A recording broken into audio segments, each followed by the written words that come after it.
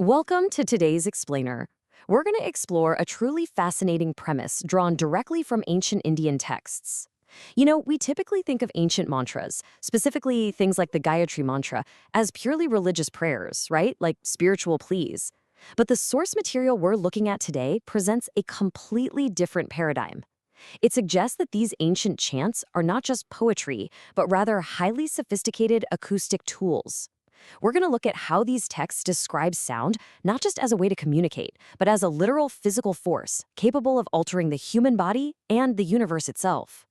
Okay, let's dive into this. We start with a really foundational quote from the texts, Shabdo Vai Brahma, which translates to "the word is Brahma." Now, this establishes the absolute core directive of the source material. According to this ancient perspective, sound is the ultimate, fundamental source of all energy and divine power. It posits that all the incredible power, art, and majesty present in the entire universe can actually be accessed through the medium of sound. So, what does this all mean? It brings us to a pivotal question, and it's really the one that's going to frame the rest of our explainer today. Are ancient mantras just your standard prayers, or are they actually an advanced form of acoustic science? Because if we stop looking at them through a purely religious lens and actually start examining the mechanics described in the texts, we uncover this insanely detailed system of invisible waves, internal physiological triggers, and cosmic resonance. Let's see exactly how this works. Section 1. Word, the fundamental source of energy. The texts take this really fascinating stance, basically framing sound as the ultimate building block of reality.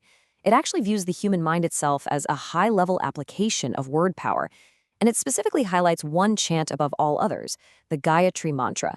It's described as the core, the seed, and the absolute origin of all mantra science. The author explains that mastering this specific sound energy is what allows someone to become a true scientist of both the material and spiritual realms. It's essentially the master key to unlocking the power of all other acoustic applications in this ancient framework. Moving on to Section 2, Not Meaning, Acoustic Science. Whenever we read ancient texts, we naturally want to translate them to understand what they mean, right? But here's where the paradigm totally shifts. On the one hand, we have normal poetry, which is heavily focused on meaning. On the other, we have bija mantras, or seed mantras, which are entirely focused on sound.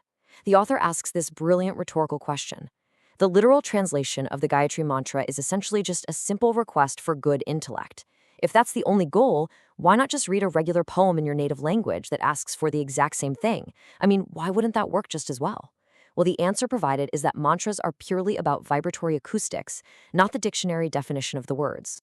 Now, what's really interesting about this slide is looking at these specific bija, or seed mantras, khrim, shrim, klim, aim, hum, yam, fat. People spend lifetimes trying to figure out what these words translate to, but according to the text, wrestling over their literal dictionary definition is totally useless. They literally do not have a standard definition. They were engineered specifically because of the vibratory frequency they generate when spoken.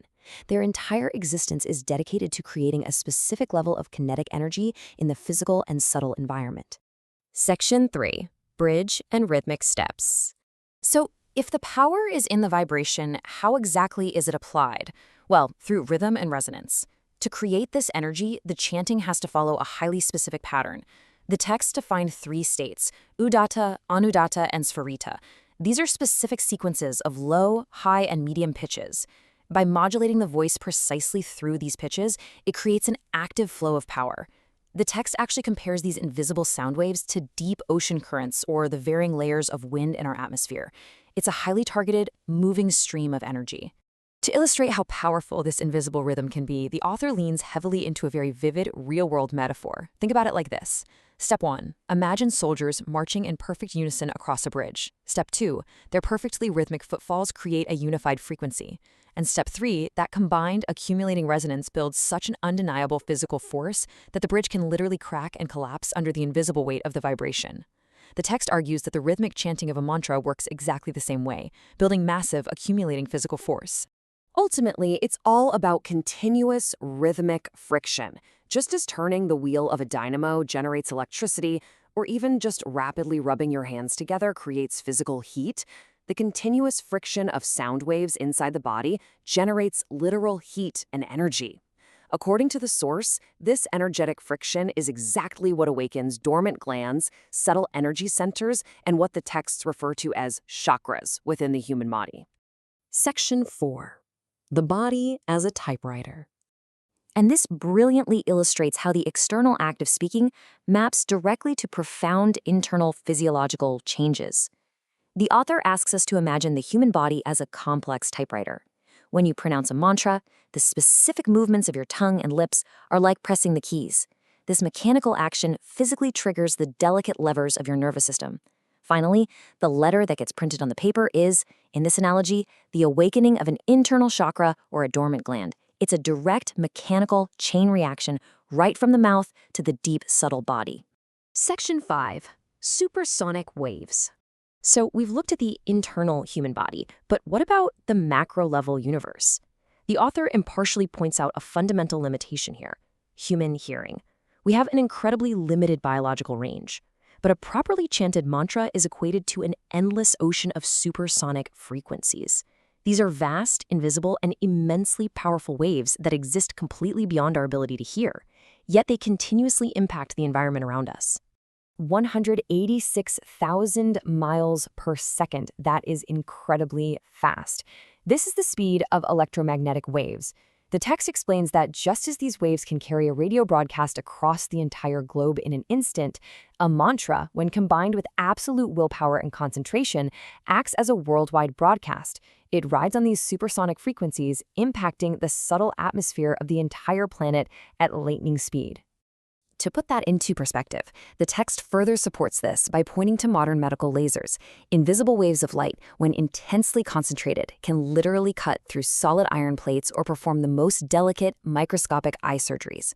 The author uses this to illustrate that when invisible waves, whether light or sound, are hyper-focused and highly concentrated, they stop being abstract concepts and begin to perform highly targeted, undeniable physical tasks.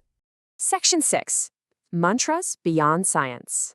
So, the crucial point is really the ultimate difference between modern technology and ancient mantras. Let's compare a radio wave to mantra power. They share one key feature. Both travel outward almost instantly to affect a wide area. But here is the massive divergence. When a radio tower broadcasts a signal, the metal machine itself remains completely unchanged, right? However, according to the source's grand conclusion, a mantra works in two directions at once.